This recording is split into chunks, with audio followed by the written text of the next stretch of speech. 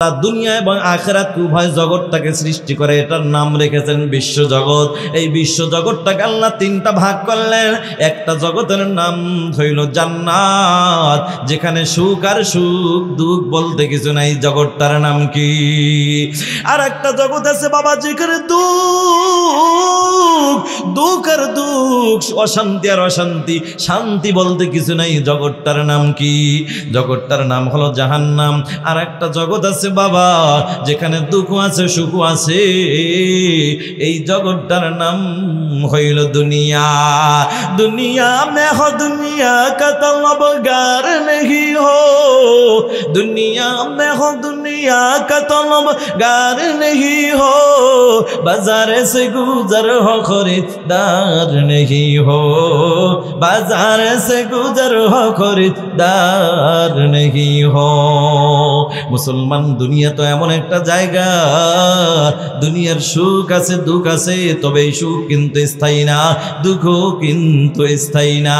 এরে মুসলমান নবীর উম্মত, এবার আবু সালেহ মুসা জঙ্গি রাহমাতুল্লাহ আলাইহি ডাক দিয়া কা, বাবা কোনো টেনশন নাই, আমি আপনার শর্ত মেনে নিলাম, বিবাহ পড়ায়া দেন। সুবহানাল্লাহ। এবার বিবাহ পড়ায়া দিল। বন্ধু, সবচেয়ে মজার ব্যাপার, যুবক রে, তোমরা মনে মনে ভাবো মনে হয় তাকওয়া অর্জন করলে, আল্লাহ রাসূলের সুন্নাত ওয়ালা জিন্দেগি যদি গঠন করি, তাহলে বুঝি সুন্দরী মেয়ে পাবো না, রূপসী মেয়ে পাবো না। না রে কপাল পোড়া, না না, আমরা হুজুররা দাড়ি আছে টুপি আছে তাই বলে তোমরা মনে করেছো আমরা ঠকেছি, আমাদের স্ত্রী মনে হয় অসুন্দর কালো। না না, বাংলাদেশে টুপিওয়ালা দাড়িওয়ালাদের বিবিদেরকে দিয়া যতটা শান্তিতে আমরা দাড়িওয়ালা আছি, তোমরা দাড়ি ছাড়া লোক ততটা শান্তিতে নাই। এরে যুবক, বিশ্বাস যদি না হয়, ও বেনামাজি ভাই, আমরা নামাজিওয়ালা টুপিওয়ালা দাড়িওয়ালা হুজুররা যতটা হুজুর বিবি নিয়ে শান্তিতে আছি, আমার মন বলে তুমি বেনামাজি আসলে অতটা শান্তিতে নাই। মুসলমান আল্লাহর গোলাম, দেখো যুবক দেখো, ও যুবক, আল্লাহর ওলি এবার বাসর ঘরে প্রবেশ করলেন। বাসর ঘরে ঢোকার পর বিবি আগের থেকেই প্রস্তুতি নিলেন, স্বামীকে আমি আগে সালাম দিব। সুবহানাল্লাহ। স্বামী ঘরে ঢোকার পরে সাথে সাথে বিবি কয় আসসালামু আলাইকুম ওয়া রাহমাতুল্লাহ।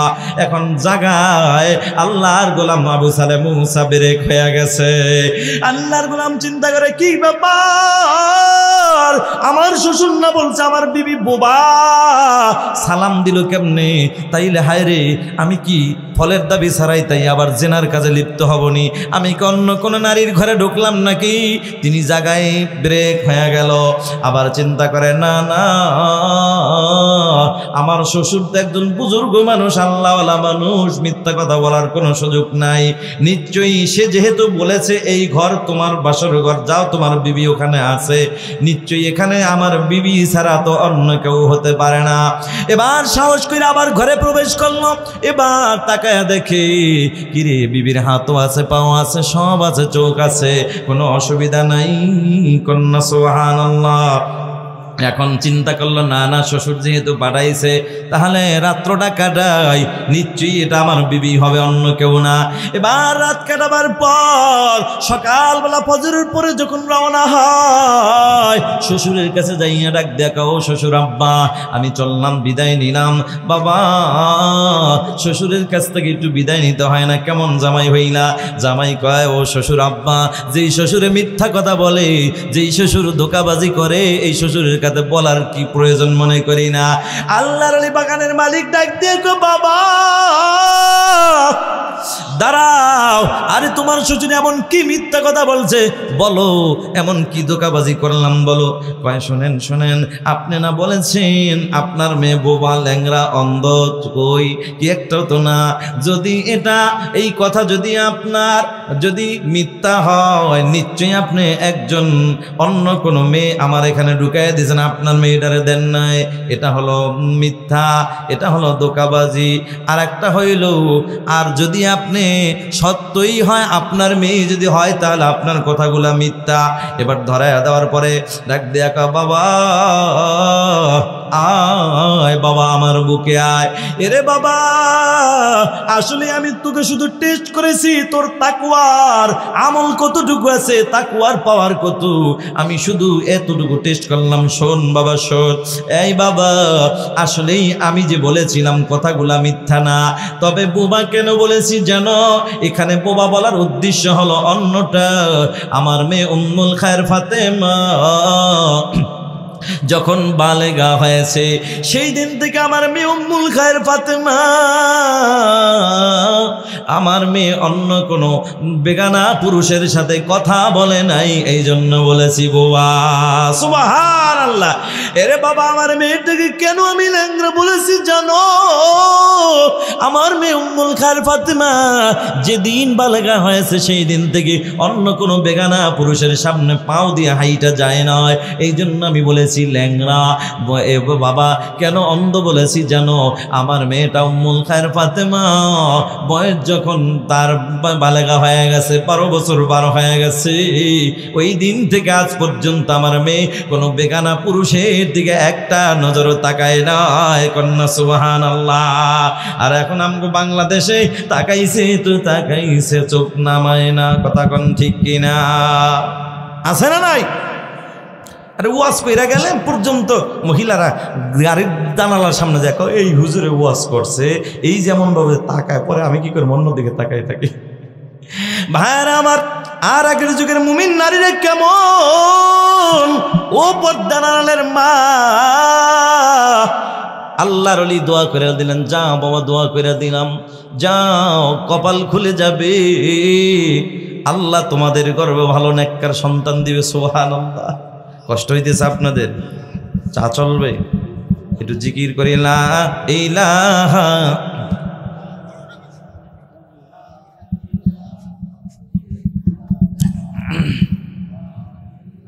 মাশাআল্লাহ। কাছে বসেন, আব্দুল্লাহ হুজুর পাশে থাকলে একটু ভালো লাগে, ঠিক কিনা?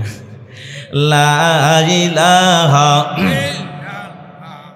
লা ইলাহা ইল্লাল্লাহু মুহাম্মাদুর রাসূলুল্লাহ সাল্লাল্লাহু আলাইহি ওয়াসাল্লাম।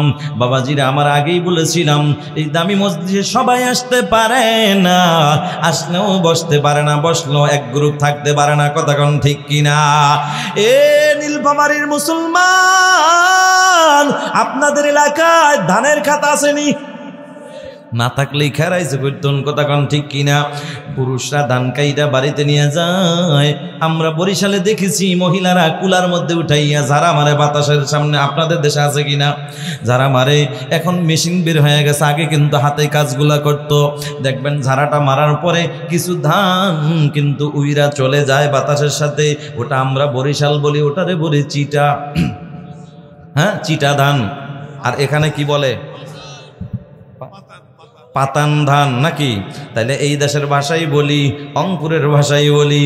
তাহলে মুসলমান ও নবীর উম্মত, বরিশাল থেকে হুজুর আইসা কোরআন হাদিসের কুলার মধ্যে উঠাইয়া এখন আস্তে আস্তে যারা মারতেছে, যারা মারার পরে যারা উঠা যাবে এরা হইল ওই পাতান ধান, আর যারা থাকবে এরাই হইল আসল মুসলমান।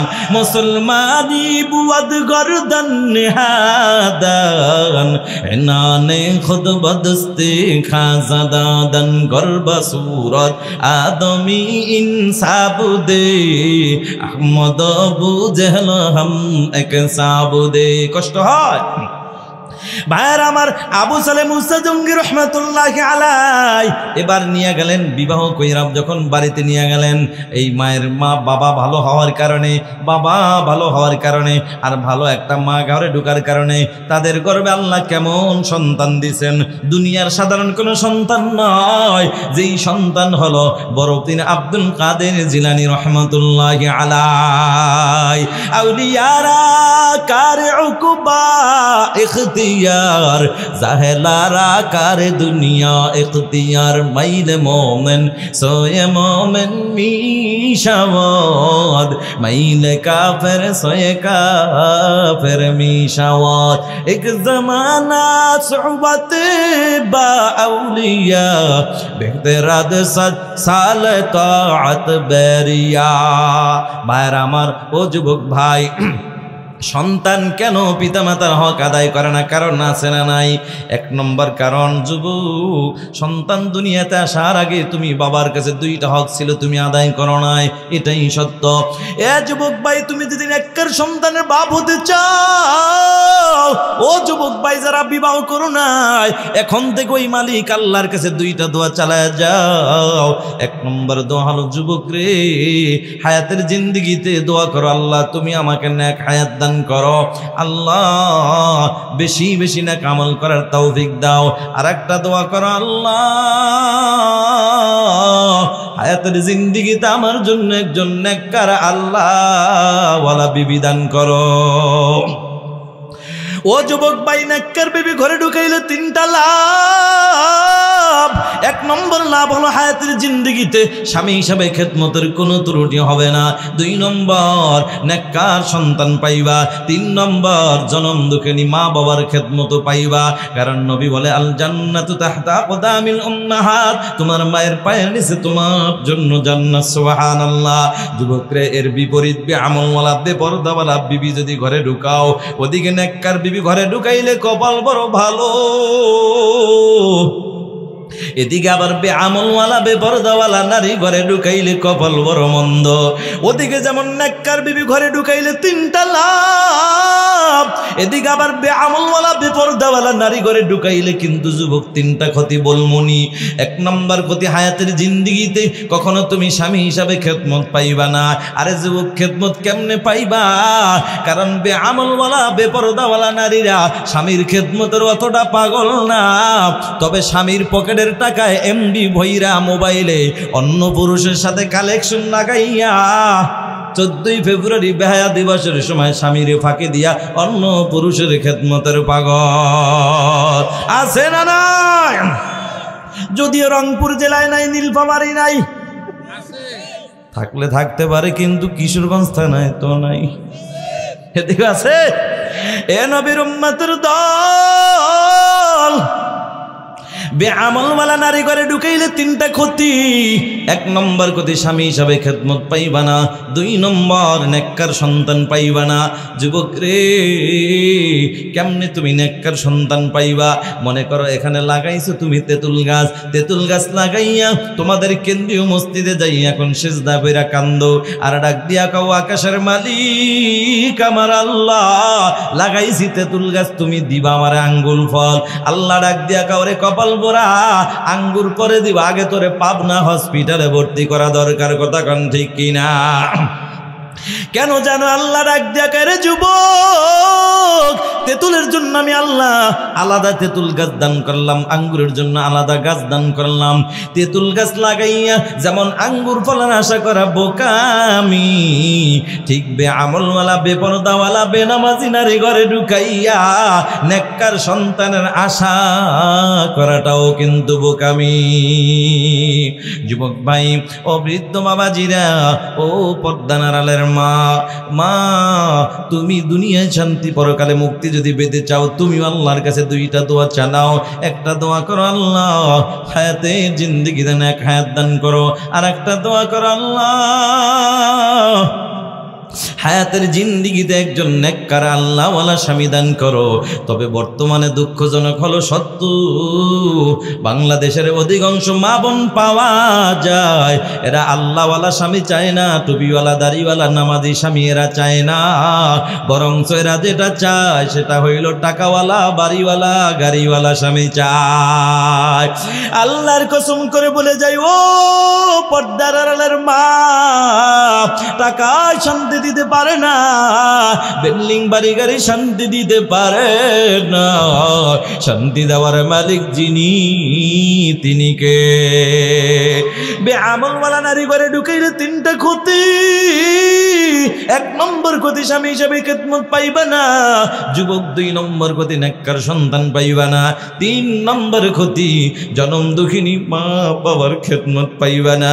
এটা যে পাইবা না, এটার বাস্তব প্রমাণ বাবা বুঝাবার জন্য ছোট্ট একটা ঘটনা আবার মাথার মধ্যে চলে আসছে। যদি অনুমতি পাই বলবো, না হয় বলবো না। সবাই কি থাকবেন, ভাগবেন? মনোযোগ আছে? কতক্ষণ চলবে? যারা কয় সারা রাত, এর মধ্যেও আবার অনেকের ভেজাল আছে। কিছু কিছু যুবক হুজুর ওয়াজ করেন, কোনো টেনশন নাই, কারণ সকাল 10টার আগে উঠি নাই, আগামীকাল ওঠার নিয়ত নাই, ফজরের নামাজের খবর নেই। আছে না নাই? মুসলমানের বহু সন্তান আছে, ফজরের নামাজ পড়বে তো দূরের কথা, নামাজ যে কয় রাখাত তাও কিন্তু বলতে পারে না। আছে না নাই? এটার প্রমাণ আছে আমার কাছে। আগে কিন্তু কি বলে, নোয়াখালীর হুজুররা এলাকায় ঘুরা ঘুরা ইমামতি করতো। আছে না, মুরব্বীরা ইমামতি করতো না হুজুররা।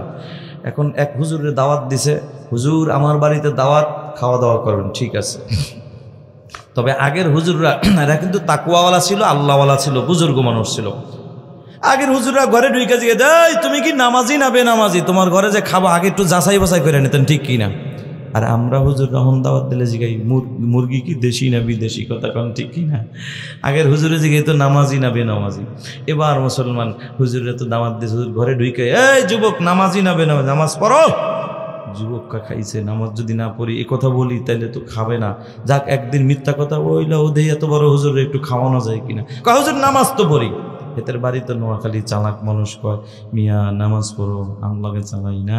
এবার কত ফজরের নামাজ কয় রাকাত কও দি? মা এত তো হ্যাং হয়ে গেছে, কয় না কিও মিয়া কও না কা, কও হুজুর কইতাছি, তাড়াতাড়ি কও। হঠাৎ বুদ্ধি আইছে, কারে আমি নামাজ না পড়লে কি, আমার ঘরের বউ তো নামাজ পড়ে 5 ওয়াক্ত নামাজ, বউ রুজি গেলে তো যায়, সহজ ব্যাপার। হ্যাঁ হুজুর খানা আনার ফাঁকে ফাঁকে কইতাছি, কোনো টেনশন করেন না, দিছে হুজুর, হুজুর লাগে বাট পরে। এবার ঘরে যায়, বিবি রে আমারে কত ফজরের নামাজ কয় রাকাত? বিবি কয় বিয়া করলাম, বিয়া হইলো 15 বছর, একদিনও জিগাইল না, আজকে কি লেগে জিগাইতেছ? কয়েকটা বিপদে পড়ছে দেখেই তো জিগাইছি, নাহলে কি জিগাইল আপনি? কাচ্চা কি হয়েছে? কয় নোয়াখালীর হুজুর বলছে ফজরের নামাজ কয় রাকাত, বলতে পারলে খাবে, না হয় খাবে না। বুঝলাম, ফজরের নামাজের কথা শিখাইয়া দিলাম 4 রাকাত, কিন্তু হেতের বাড়ি যে নোয়াখালী, হেতে যে জহুরের কথা জিগাইব না, এটার কোনো গ্যারান্টি আছে? তার চাইতে একটা কাজ করো, ফজর জহুর আসর মাগরিব এসা 5 ওয়াক্ত শিখাই দিই, যেটা কাজে লাগে লাগাই দিবা। কয় ঠিক আছে, একের বুদ্ধি। মহিলাদের কিন্তু আবার চিকন বুদ্ধি আছে, কথা কেন ঠিক কি না? এই চিকন বুদ্ধি কিন্তু পুরুষরা নিলে অনেক সময় উপকার হয়, আবার কিছু চিকন বুদ্ধি আবার নিলে ক্ষতি আছে। কমুনি 1 মিনিটে মহিলাদের চিকন বুদ্ধি বলমুনি না, এবছর থাকে না, আগামীতে। হ্যাঁ বলবো, সময় আছে আপনাদের? এক জাইল্লা জেলে মাছ ধইরা নিয়ত করছে, বাদশারে একটা বড় মাছ দিব, খুশি করব। বড় মাছটা দিছে, বাদশার মনটাও ছিল অনেক বড়, বড় মনের মানুষ, আমাকে আব্দুল্লাহ হুজুরের মতো অনেক বড় মনের। এখন পাশে যারা আছে তারা সবাই বড় মনের, কথা কন ঠিক কি না? ভাইজানরা অনেক ভালোবাসি, এজন্য বলি ভাই। এবার বাদশা চিন্তা করলো, কিরে আমারে গরিব মানুষ এত বড় একটা মাছ দিল, যা পকেটে হাত দিয়া ওরেও দিছে 2000 বকশিস হাদিয়া দিছে। এবার বাড়িতে মাছটা নেওয়ার পর বিবি তো মাছটা দেখা খুশি, বাদশার স্ত্রী দেখা খুশি, কিন্তু দাম শুই না বেজার। কয় এই মাছটা তুমি 2000। কয় বিবি রে আসলে দাম ঠাম বিষয় না, আমি বাদশা মানুষ, আমার একটা ইজ্জত আছে না, আমার হাদিয়া দিছে আমি ওরও দিছি, আমার একটা ইজ্জত। দূরে তোমার ইজ্জতের গুল্লি মারি। কিছু মহিলা আছে কিপটা, যদিও এটা আপনাকে রংপুর নাই, নীলফামারীর বরিশালের কথা কইতেছে আর কি। কয় আরে তোমার ইজ্জতের গুল্লি মারি, টাকা নষ্ট করে টাকাটা ফেরত নিও তাড়াতাড়ি, নাহলে ঘরে জায়গা নাই। কয় কিভাবে ফেরত আনবে? কয় বুদ্ধি না, ওই দেখেন কি চিকন বুদ্ধি। কয় কি বুদ্ধি? কয় তুমি যায় বলবা, এই তোর মাছটা কি বেড়া না বেড়ি? যদি কয় বেড়া, তুমি বলবা বেড়া মাছের দরকার, তাড়াতাড়ি টাকাটা ফেরত দে। আর যদি কয় বেড়ি, তুমি বলবা বেড়া, তুমি বলবো বেড়ি মাছের দরকার। কয় ঠিক আছে। মহিলার চিকন বুদ্ধি নিয়ে গেছে, যাওয়ার পরে এই সকালে তো ব্যস্ত ছিলাম, রাজনীতি করি, কত টেনশন থাকে মাথায়, তোর তো আসল কথা জিগাইতে মনে নাই। কয় কি? কয় তোর মাছটা কি বেড়া না বেড়ি? গরিব মানুষ যদিও শাক সবজি খায়, কিন্তু বুদ্ধি একের বুদ্ধি। গরিব কয় কি রে বাদশা মাছ নিলা সকালে অহন আইছো আমার জিগাইতে পণ্ডিত দাঁড়াও ছুটাইতে মাথায় এত বুদ্ধি পকেটে হাত দিয়া বাদশা আবার দিছে ওরে 2000 বকশিস। বউ কয় কি রে পাঠাইলাম আনতে, হ্যাঁ আবার দিয়েছে। এবার কয় ওই টাকা নিয়ে আসো। কয় কিভাবে আনবো? কয় বুদ্ধি নাও। কয় তুমি বুঝা বুদ্ধি দিও, এক বুদ্ধি দিয়েছো গেছে 4000 আমার। কয় না এবার একেবারে একের বুদ্ধি। আচ্ছা কয় তুমি যা বলবা আমার দেশের আইন কোনো টাকা মাটিতে পড়লে উঠানো নিষেধ, উঠাইলি কা কবল ভরা টাকা দে। এবার ঠিকই টাকা পড়ছিল উঠাইছে। দেখ এই বেটা আমার দেশের আইন কি জানা নাই? কয় জানা আছে স্যার। কয় দেশে টাকা পড়লে এই টাকা উঠানো নিষেধ, এটা আমার বেইজ্জতি হয়, দেশের তো অসম্মান করা হয়। কয় বাদশাহ দেশের অসম্মান করা আইন জানি। কয় টাকাটা ফেরত দে। গরিব কা আবার আইসো আমার লাগে ফাজলামি করতে, দাঁড়া বুঝাইতেছে। কয় বাদশাহ এই যে আপনার দেশের অসম্মান হয় এটা বুঝি, কিন্তু আমি চিন্তা করে দেখলাম টাকাটা ভরার পরে হঠাৎ করে তাকায় দেখি টাকার মধ্যে আপনি বাদশার একটা সুন্দর ছবি। চিন্তা করলাম হায় রে, যেই বাদশা আমার মতো গরিব রে মাছের দাম 500 দিল 1000, 1500 টাকা বেশি, ওদিকে 2000 আবার দিলেন বকশিস 2000।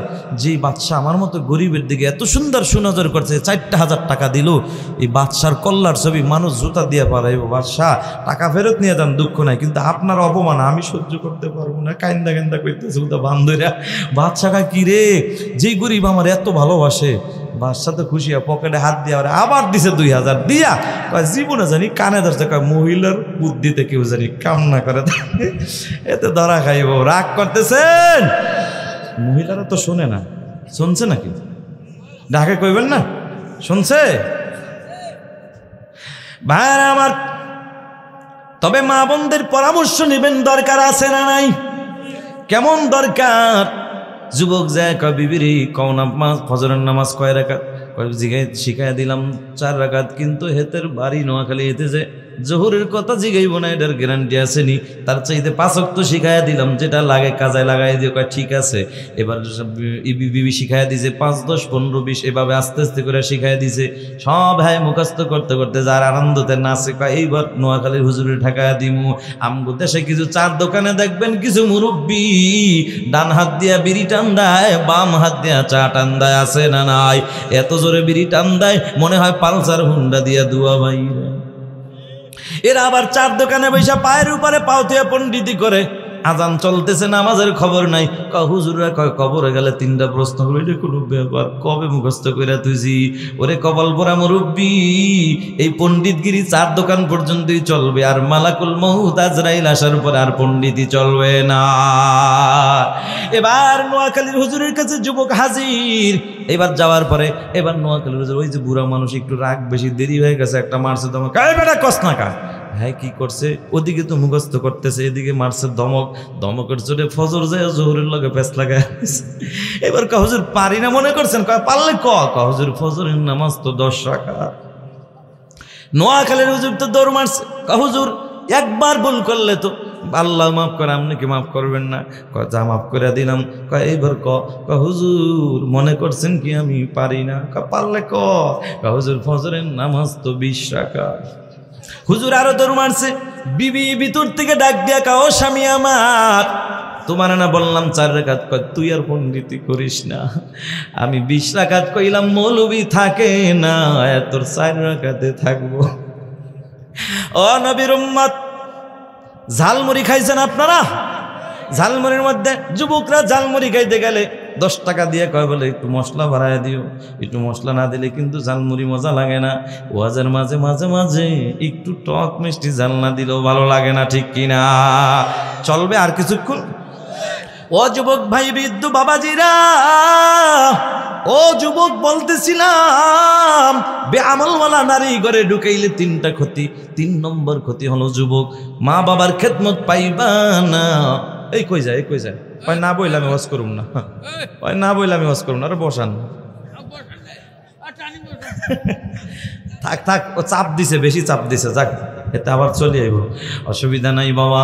ও যুবক, এই যে বেআমলওয়ালা নারী ঘরে ঢুকাইলে 3 নম্বর ক্ষতি, মা বাবার খেদমত পাইবা না। এটার বাস্তব প্রমাণ বাবা 5 মিনিটের মধ্যে আমি গুছায় নিয়ে আসতেছি। এই নবীর উম্মত, ছোট্ট বাচ্চা, নাম হইল তার আব্দুল খালেক। বাবা দুনিয়া থেকে বিদায় হয়ে যায়, মা দুনিয়ার জমিনে বেঁচে আছে। মায়ের টার্গেট হলো আমার ছেলেটাকে আমি মানুষের মতো মানুষ বানাবো। মা যুবক রে, দিলটার নরম কইরা দে।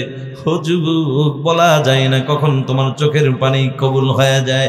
যুবক, তোমার আমার চোখের পানির অনেক দাম। মার কথা স্মরণ করে, বাবার কথা স্মরণ করে দিলটা নরম কইরা এমন একটা ঘটনাই তোমাদের মাঝে তুলে ধরবো। আমার মন বলে যত কঠিন হৃদয়ের মানুষ হও না কেন, তোমার চোখের পানি না আসে পারবে না। এ যুবক ভাই, আব্দুল খালেকের মা চিন্তা করেছে আমার ছেলেটাকে আমি মানুষের মতো মানুষ বানাবো। মা হঠাৎ করে একদিন স্কুলে ভর্তি করে দিল। ভর্তি করার পরে একদিন ওই ভর্তি করার সময় হঠাৎ করে কানে একটা আওয়াজ আসছে, এরে আব্দুল খালেকের মা, তোমার ছেলে এমন একটা দিন আসবে, পরীক্ষা দিবে, পরীক্ষার কিন্তু অনেকগুলা টাকা লাগবে। আব্দুল খালেকের মা ভর্তি করে দেওয়ার পর কিছুদিন পরের ঘটনা, হঠাৎ করে একদিন স্কুলের হেডমাস্টার ডাক দিয়া বাবা, এই আব্দুল খালেক, আগামীকাল তোমরা 1200 করে টাকা নিয়ে আসবা, পরীক্ষার ফর্ম ফিল আপ করা লাগবে, পরীক্ষার ফর্ম ফিল আপের টাকা জমা দিতে হবে ম্যাট্রিক পরীক্ষার। এবার আল্লাহর বান্দা আব্দুল খালেক এই কথাটা শোনার পরে সবাই পরীক্ষা দেওয়ার জন্য রাজি, সবার মুখে হাসি, কিন্তু আব্দুল খালেকের চোখে পানি। আব্দুল খালেক দাঁড়াইয়া চোখের পানি ফালাইয়া শুধু খালি কান্দে, শুধু খালি কান্দে। সারকা বাবারে, কত সুন্দর সুখবর শুনাইলাম, তুমি পরীক্ষা দিবা, আনন্দের বিষয়, চোখে কেন পানি? ছেলেটা দাঁড়ায় কান্দে আর কয়, স্যার আমার বাবা নাই, আমি বড় এতিম, এই জন্য কান্না করি। কারণ আমার বাবা যদি থাকতো, রিক্সা চালায় হইল আমার বাবা পরীক্ষার টাকা দিত, ঠিক কিনা? স্যার আমার বাবা নাই, আমি বড় এতিম, কে আমাকে টাকা দিবে? কেমনে আমি পরীক্ষা দিব? ছেলেটার মনটা খারাপ কইরা বাড়িতে যাইয়া পড়ার টেবিলে বইসা কি যেন চিন্তা করে আর চোখের পানি ফেলায়। দূর থেকে মায়ের নজর পড়ে যায়, মা দৌড় মাইরা ইসা ডাক দিয়া কয়, কিরে বাবা, তোর চোখে কেন পানি? তোর বাবার মৃত্যুর পরে কোনোদিন তোর চোখে পানি দেখি না, আজকে তোর চোখে কেন পানি? বল, আমি মার চোখের পানি তো ধরে রাখতে পারি না। আব্দুল খালেক দাঁড়ায় কান্দের কয়, মা, আবার স্যার বলছে পরীক্ষা দিতে হবে, টাকা লাগবে 1200, সেই জন্য কান্না করি।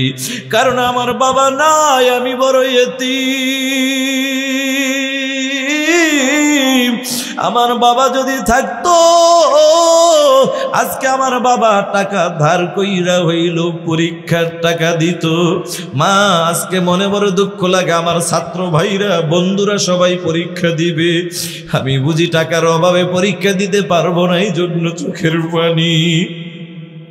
মা ডাক দিয়া কয়, বাবা তুই দাঁড়া, আমি মা আসতেছি, কোনো টেনশন করবি না।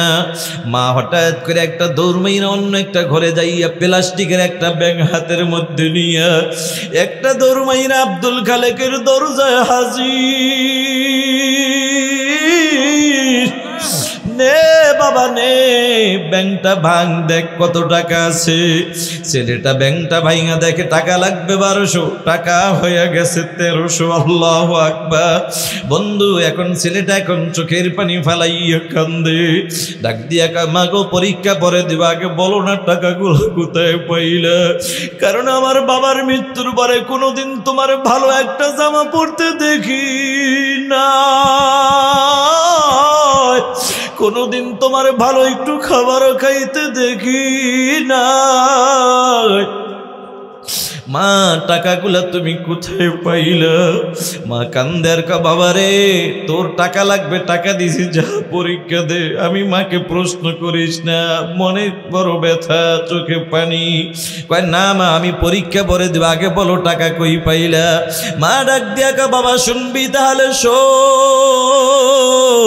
শোন বাবা, যেদিন তোরে স্কুলে ভর্তি করলাম, সেদিন আমি মায়ের কানের মধ্যে একটা আওয়াজ আসছে, এই আব্দুল খালেকের মা, মা এমন একটা দিন আসবে তোমার ছেলের পরীক্ষার জন্য অনেকগুলো টাকা লাগবে।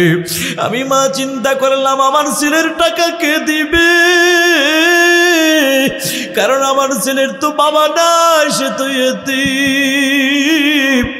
আজকে আমার ছেলের টাকা কার কাছে আমি হাত বাড়াবো, কে দিবে? যদি না দেয় আমার ছেলের তো পরীক্ষা দেওয়া হবে না। বাবা এই চিন্তা করে আমি মা সিদ্ধান্ত নিলাম যত কষ্টই হোক আমি মা নিজেই টাকা জোগাড় করব। এই চিন্তা করে করে বন্ধু, ও স্কুলে পড়ুয়া যুবক ভাইয়েরা, ও কলেজের ছাত্র ভাইয়েরা, ও মাদ্রাসায় পড়ুয়া যুবক বাবারা, ভালো করে শুনে নাও। আরে তোমার বাবা তো পড়ালেখার পিছনে তোমার পিছনে বহু কষ্ট করেছে, আস্তে কইরা লুকায় রাইখে দিয়া বিকাল বেলা বিক্রি করে করে তোর জন্য আমি পরীক্ষার টাকা জোগাড় করছি। যুবকরে কেমনে তোমাদেরকে বুঝাবো মায়ের যে কতটা অবদান। এই মাকে আজকে লাথি মারো, মায়ের হাতের মধ্যে বাড়ি দাও, মাকে গালি দাও, শ্বশুর শাশুড়ির পাগল হইয়া। রে যুবক একটা কথা মনে রাখবি, যেই মা বাবার পায়ের নিচে জান্নাত, মা বাবার চেহারার দিকে তাকাইলে কবুলতি হাজার সওয়াব পাওয়া যায়।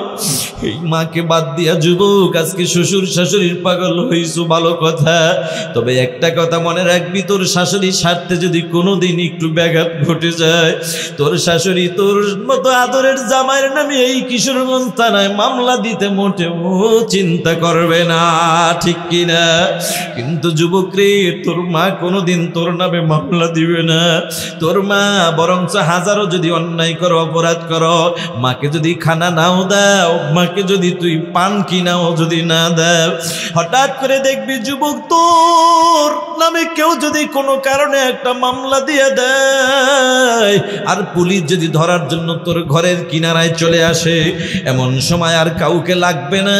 তোর বৃদ্ধা মা যদি ঘরে বেঁচে থাকে, তোর মাই যথেষ্ট। মা বলবে বাবা তুই ঘর থেকে বের হবি না, পুলিশ চলে আসছে তোকে ধরার জন্য, আমার সামনে তোরে ধরে নিবে, আমি মা সহ্য করতে পারবো না, তুই এখানে দাঁড়া আমি আসতেছি। কথাটা বইলাম, মা একটা দৌড় মাইরা পুলিশের সামনে হাজির। যাইয়া ডাক দিয়া কয়, স্যার প্রয়োজন হলে আমি মায়ের হাতে হ্যান্ডকাপটা লাগাইয়া দেন। তারপর আমি মায়ের চোখের সামনে আমার সোনার বাণী, আবার সন্তানের হাতে হ্যান্ডকাপ লাগাইবেন না, কথা ঠিক না বেশি? বাবা আব্দুল খালেক আল্লাহর বান্দা ডাক দিয়ে কয়, মা গো, ও মা তুমি টাকাগুলা কোথায় পাইছো? মা কয়, বাবা এভাবেই টাকা জোগাড় করছি, ডিম বিক্রি কইরা আমারটা বিক্রি করছি, তোরটা সিদ্ধ কইরা দিছি। বাবা যা তুই দোয়া করে দিলাম, যা তুই পরীক্ষা দে, পড়ালেখা কর। ছেলেটা পড়ালেখা করে করে করে করে মায়ের দোয়ায় ছেলেটা মাস্টার্স পর্যন্ত কমপ্লিট করে ফেলেছে। একদিনের ঘটনা, আব্দুল খালেক রাস্তা দিয়ে হেঁটে যায়, স্যার স্কুলের হেডমাস্টারও হেঁটে যায়। এই বাবা দাঁড়াও। ছেলে দাঁড়ায় গেল, কয় স্যার কি বলবেন? বাবা রে, তোমার সামনে আমার দুইটা অফার নিয়ে হাজির হইলাম। একটা হইল আমি তোমার স্যার, আমার গ্রামের বাড়ি একটা প্রাইমারি স্কুল আছে, একজন হেডমাস্টার লাগবে, মনে মনে তোমাকেই টার্গেট করেছি। বাবারে আমার একটা মেয়ে আছে, বিবাহ দিব, তাও তোমাকে টার্গেট করেছি। বলো বাবা তুমি কি রাজি কি রাজি না? ছেলেটা দাঁড়ায় কান্দে আর কয়, স্যার আমার বাবা নাই, আমি বড় এতিম, আমার মা দুনিয়ায় বেঁচে আছে, আমার মা বহু কষ্ট করে করে আমাকে মানুষ বানাইছে, আমার মায়ের অনুমতি ছাড়া আমি আপনার প্রশ্নের জবাব দিতে পারবো না। সুবহানাল্লাহ। যুবক এভাবেই উচিত, মার সাথে পরামর্শ কইরা, বাবার সাথে পরামর্শ কইরা যে কোনো কাজে নামবা, বরকত দিবেন যিনি তিনি কে? ও যুবক ভাই, তোমাদেরকে আমি কেমনে বুঝাবো? যুবক রে, মা বাবার মতো আপন আর কেউ হয় না। রাতের গভীরে যখন বয়ানের পরে বাড়িতে যখন গাড়িতে উঠি, অনেক সময় রাত 2টা 3টা বাজে, মা বাবা টেলিফোন করে বলে, আব্বু খাইছুনি আব্দু, শরীরের অবস্থা কি ভালো নি? আহারে তখন মনকে বলি, মন এই যে মা বাবার নিয়ামত আছে বিদায় এত সুন্দর আব্বু বলে একটা ডাক দেয়। আহারে এই নিয়ামত যেদিন দুনিয়া থেকে হারাবো সেদিন এত সুন্দর মায়া লাগে আব্বু বলে আর কেউ ডাক দিবে না। যুবক রে, মা বাবা যাদেরা বেঁচে আছে নিয়ামতকে নিয়ামত মনে করে নাও। আব্দুল খালেক দৌড়মাইরা কয়, মাগো ও মা, সার অফার দিছে দুইটা, কোনটা মানবো কোনটা মানবো না? মা কয়, বাবা তোর স্যার চাকরির অফার দিছে, যা বাবা চাকরি কর, তবে খবরদার মনে করিস না তুই যে পড়ালেখার যোগ্যতার সার্টিফিকেট দিয়ে চাকরি পাইছ। এরে বাবা, তুই রাতের গভীরে পড়ালেখা কইরা বইটা বন্ধ করে ঘুমাইতি,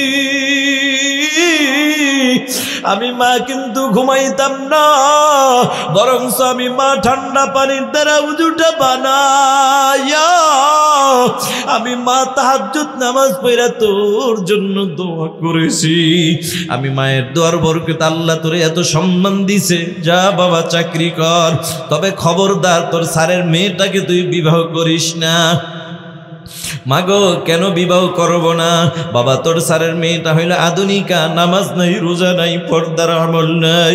যেই নারীর মধ্যে নামাজ রোজা পর্দার আমল নাই, ওই নারীর দ্বারা মুসলমানের সংসারে কোনো দিন সুখের আশা করা যায় না, ঠিক না বেঠিক? ও যুবক ভাইয়েরা, এই যে দেখো, মা তো সন্তান তো মা তো সন্তানকে বুঝাইছে, সন্তান মার কথা মানে নাই, নিজেই পণ্ডিত কইরা বিবাহ কইরা হাজির। ও যুবক ভাই দেখো, আমলওয়ালা নারী ঘরে ঢুকাইলে কি ক্ষতি, এটাই বুঝাবার জন্য ঘটনা টান দিলাম। মা নিষেধ করেছে, বারণ করেছে, মার কথা মানে নাই, নিজেই পণ্ডিত কইরা আমলওয়ালা নারী ঘরে ঢুকাইছে। এবার বাড়িতে আইসা ডাক দিয়া কয়, বিবি ওই যে বৃদ্ধা মহিলা দেখো, ইনি আর কেউ না, ইনি হলেন আমার জনম দুঃখিনী মা। বিবি আমার মায়ের খেদমতের কোনো ত্রুটি করবা না, কথা দাও আমার মাকে কষ্ট দিবা না। কথাটা শুই না মা বড় খুশি, কিন্তু ছেলের কথায় খুশি হইল হবে কি? বিবি কি বলে এটাও তো দেখতে হবে। এবার বিবি ডাক দিয়া কয়, স্বামী তোমার মায়ের গোলামি করার জন্য আমি এ বাড়িতে আসি নাই। কন্যা নাউজুবিল্লাহ। কথাটা শুই না মার চোখের পানি আর ধরে রাখতে পারে নাই। কিরে এই ছেলের জন্যই আমি মা এত কষ্ট করেছি। মার চোখে পানি দেখে ছেলেটা খপ করে মার হাতটা ধইরা মাকে ডাক দিয়া কামা গো, আমি বুঝি নাই, মাফ করে দাও। তোমার পুত্রবধূ ছোট মানুষ, ও বোঝে না, ওরে বুঝাইয়া মানুষ বানাবো, কোনো টেনশন কইরো না। মা কয় পারবি না, এটা সম্ভব না। মার কথাই রয়ে গেল বন্ধু, একদিনের ঘটনা। ও বন্ধু, বিবিকে মানুষ বানাবে দূরের কথা, এখন বিবির কাছে থাইকা নিজেই অমানুষ হয়ে গেছে। কেমন অমানুষ হয়েছে যুবক, একদিনের স্কুলের ডিউটি কইরা বিকাল বেলা বাড়িতে হাজির। আইসা তাকায় দেখে সুন্দরী বিবির মনটা খারাপ। কিরে বিবি তোমার মন মলিন কেন, চেহারাটা মলিন কেন, মন খারাপ কেন? মন খারাপ হওয়ার কারণ তো তোমার মা আমার সাথে ঝগড়া করে, এই জন্য মন খারাপ। এরকম মিথ্যা কথা বানায়া বানায়া বলার মতো সোনার বাংলাদেশে সোনার বউ আছে না নাই? বন্ধু আব্দুল খালেক কয়, বিবিরে এখন কি করা যায়? কয় সিদ্ধান্ত একটা, তোমার মা যদি থাকে আমি থাকবো না, আমি থাকলে তোমার মা থাকতে পারবো না। কন্যা নাউজুবিল্লাহ। কথাটা শুই না ডাক দিয়ে কয়, বিবি টেনশন করবি না, প্রয়োজন হলে আমার মাকে বিদায় করে দিব। কথাটা বইলা আব্দুল খালেক নাফরমান সন্তান আর দেরি করে নাই, হাতের মধ্যে মোটা একটা লাঠি নিয়ে আমার কাছে হাজির। যাইয়া মার শরীরে টাস টাস করে বাড়ি মারা শুরু করছে। মা কয়, বাবারে আমি কি অন্যায় করলাম, তুই আমার কেন মারিস? মা তুই আমার বউর সাথে ঝগড়া করেছিস, এই জন্য মারি। মা কয়, বাবা বিশ্বাস কর তোর বউর সাথে কোনো ঝগড়া আমি করি নাই। নাফরমান সন্তান কয়, মা আমার বউ তো মিথ্যা কথা বলতে পারে না। এ বাংলার জমিনে বহু কবল ভরা যুবক পাওয়া যায়, বউর কথা এতটা বিশ্বাস করে, মা বাবার কথা ও ততটা বিশ্বাস করে না, ঠিক না বেঠিক? ও কপাল পোড়া যুবক, একদিন তুইও তো বাপ হবি, মনে রাখবি তোর কপালেও কিন্তু এর চাইতে বড় কিছু আছে। আব্দুল খালেক এখন মাকে মারতে মারতে অস্থির বানায় ফেলে, বেহুশ বানায় ফেলাইছে। মার এখন হুশ ফেরার পরে দেখ যুবক মা কি জিনিস। মা এখন উজুটা বানাইয়া 2 রাকাত নামাজ পড়া আকাশের দিকে 2টি হাত তুলে ডাক দিয়া বলে, আকাশের মালিক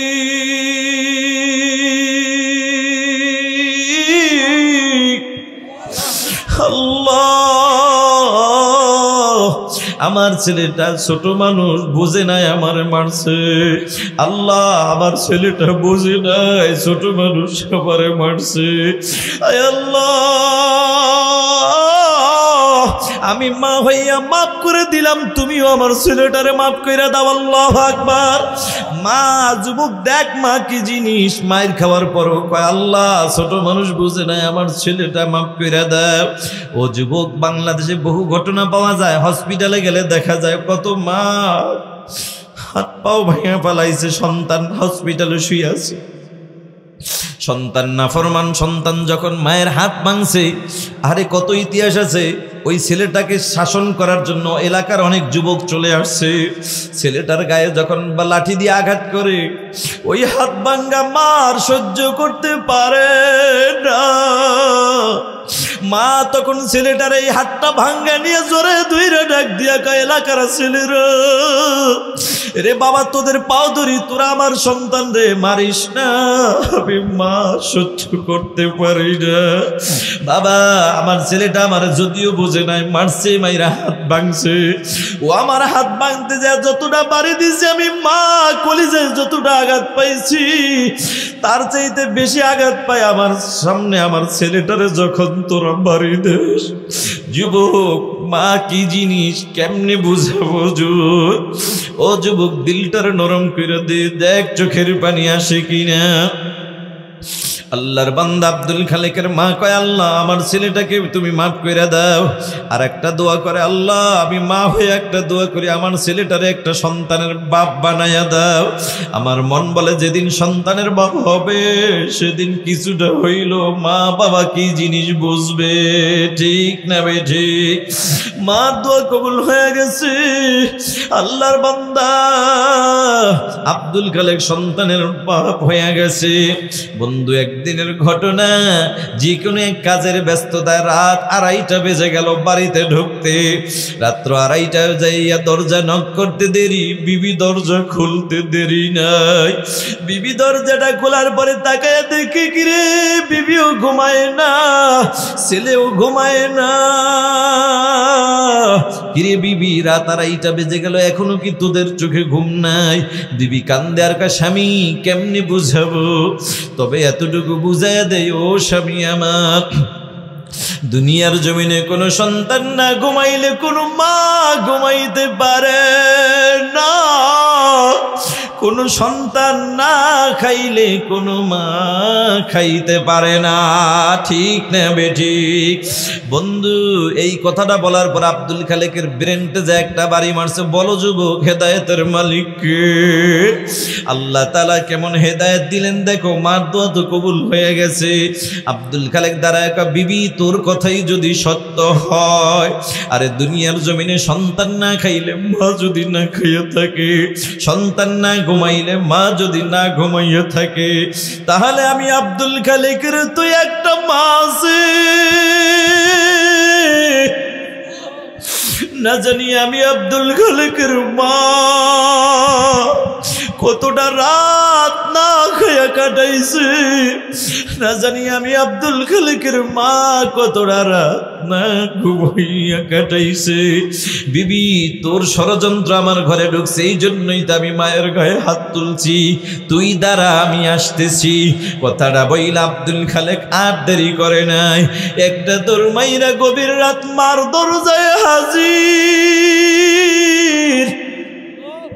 যাইয়া ডাক দিয়া কয়, মা দরজাটা খোলো। বা তখন ছেলের জন্য তাহাজ্জুদ পরে আল্লাহর কাছে দোয়া করতেছিল, কান্নাকাটি করতেছিল। কিন্তু ছেলের কণ্ঠের আওয়াজ পাইয়া মা দোয়াও সাইরা দিছে, নামাজও সাইরা দিছে। মা এখন দাঁড়াইয়া ভয়ে থরথর করে কাঁপতেছে। মার মনে ছেলের কণ্ঠের আওয়াজ পাইয়া কেন জানি ভয় ঢুইকা গেছে। মা মনে করছে আজকেও বুঝি আমার ছেলেটা বোর কথা শুই না লাঠি নিয়ে আমাকে মারার জন্য হাজির। মার মনে ভয়। মা কয়, বাবা আব্দুল খালেক, বিশ্বাস কর তোর বোর সাথে কোনো ঝগড়া করি নাই, কথাই তো বলি নাই ভয়ে। বাবা তুই আমারে মারিস না। এ বাবা তোর মায়ের আমি বুড়া মানুষ সহ্য করতে পারি না। বাবা তোর আঘাত আমি মা সহ্য করতে পারি না। তবে বাবা কেমনে বুঝাবো? ও বাবা বিশ্বাস কর, আগের মায়ের ব্যথাই এখন পর্যন্ত শরীর থেকে যায় না। তুই আমারে মারিস না।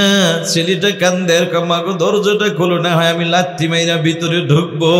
মা চিন্তা করলেন আমার ছেলের রাগ বেশি, যদি রাগ পাইরা ভিতরে ঢুকে আমার আরো বেশি মারবে, দরকার নাই। আমি মা দরজাটা খুলে দে, ওর যা মন চায় আমাকে মারু। কথাটা বইলাম মা আল্লাহর উপর ভরসা করিয়া দরজাটা খুলতে দেরি, ছেলেটা খাপ কইরা মার পাও দুইটা জড়ায় ধরতে দেরি না। আল্লাহু আকবার। মার পাও দুইটা জোড়া দইরা কান্দের, মাগো পারবানি এই নাফরমান সন্তানটারে মাফ কইরা দিতে। মা ডান হাতটা মাথার মধ্যে দিয়া কয়, আব্দুল খালেক মাথাটা উঠা, মাপ চাওয়া লাগবে না। বাবারে মাকে আঘাত দিলে পায়ে ধইরা মাপ চাওয়ার অপেক্ষায় মা থাকে না। সন্তান যখন সব ভইলা মা কই একটা ডাক দেয়, মা কলিজার ব্যথা দূর হয়ে যায়। কথা ঠিক নেবে ঠিক। যা বাবা তোমারে মাফ কইরা দিলাম। ও যুবক ভাই, কেমনে বুঝাবো মা বাবার হক কেন সন্তান আদায় করে না? ওই যে একটাই কারণ, সন্তান দুনিয়া আসার আগে বাবার কাছে দুইটা হক ছিল। এক নম্বর হক যুবক তুমি নিজে নেককার হও। দুই নম্বর হক যুবক নেককার বিবি ঘরে ঢুকাও। এ কপাল পোড়া যুবক, বেআমলওয়ালা নারী ঘরে ঢুকাইও না, কপাল বড় মন্দ। ও যুবক ভাই, এগুলা হলো সন্তান দুনিয়া আসার আগে বাবার কাছে দুইটা হক। সন্তান দুনিয়া আসার পরেও মা বাবার কাছে হক আছে না নাই? এক নম্বর হক হলো ডান কানে আজান, বাম কানে কামত। দুই নম্বর ভালো একটা নাম রাখো, মুসলমানি নাম। মুসলমান আল্লাহর কাছে সবচেয়ে প্রিয় নাম হলো, পছন্দের নাম হইল আব্দুল্লাহ, আব্দুর রহমান। ওলামাই কিরামদের কাছে যাইয়া ভালো কিছু নাম রাখো, কপাল খুলে যাবে। এ মুসলমান, তৃতীয় নাম্বার হক হইল সন্তান যখন কথা বলা শেখে, তুমি ইংরেজি শিখাও অসুবিধা নাই, বাংলা শিখাও, অঙ্ক শিখাও অসুবিধা নাই। কারণ মুসলমানের বাংলা অঙ্ক ইংরেজি দরকার আছে না নাই? অবশ্যই দরকার আছে। তবে মুসলমান হিসাবে সর্বপ্রথম যেই শিক্ষাটা দরকার সেটা হলো একমাত্র আমার মালিক আল্লাহর কোরআনের শিক্ষা। ঠিক না বেঠিক? এই জন্য আল্লাহ বলেন আর রহমান আল্লামাল কোরআন খলাকাল ইনসান। রহমান হলেন তিনি, কোরআন শিখাইলেন যিনি, মানুষ বানাইলেন যিনি। এরে মুসলমান, আমরা জানি মানুষের সৃষ্টি হলো আগে, এরপরে হলো শিক্ষা। কিন্তু আল্লাহ রহমানের পরিচয় দিতে যাইয়া বলার ভঙ্গিমায় সিরিয়ালে আল্লাহ কোরআনের শিক্ষার কথা বললেন, এরপরে বলছেন মানুষ সৃষ্টির কথা। কেন বললেন? মুফাসসিরিন কিরাম বলেন, ও পৃথিবীর মানুষ, আল্লাহ বুঝাইতে যায় যার মধ্যে কোরআনের শিক্ষা আছে সেই হলো প্রকৃত মানুষ। যার মধ্যে কোরআনের শিক্ষা নাই ওটা নামে মানুষ, প্রকৃত মানুষ না। ঠিক কিনা? আল্লাহ তাআলা আমাদের সবাইকে